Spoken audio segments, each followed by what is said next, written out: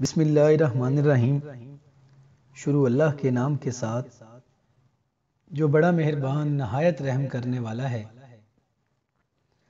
زمین میں فساد پھیلانے والوں کی کیا سزا ہے؟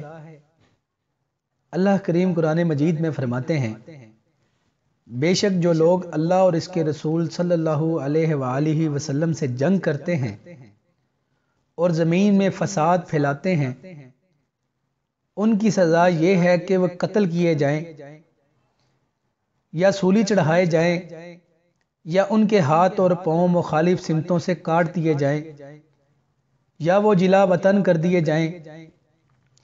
یہ ذلت اور رسوائی ان کے لیے دنیا میں ہے اور آخرت میں ان کے لیے اس سے بھی بڑی سزا ہے۔ سورہ المائدہ آیت نمبر 33۔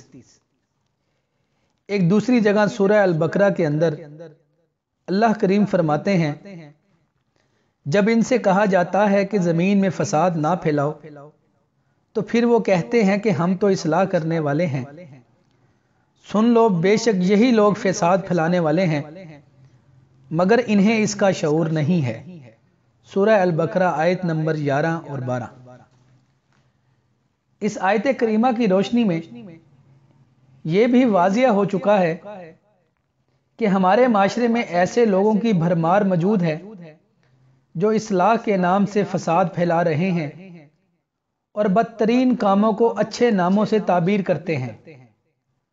آزادی کے نام پر بے حیائی، فن کے نام پر بے شمار حرام کام کیے جا رہے ہیں۔ ایسے لوگ جو غیر اللہ کو اپنا مشکل کشا بنا کے بیٹھے ہوئے ہیں، انسانیت کے نام پر اسلام کو مٹانا چاہ رہے ہیں اور تہذیب اور جدید دور کا نام استعمال کر کے اسلام پر اعتراض کرنا چاہ رہے ہیں۔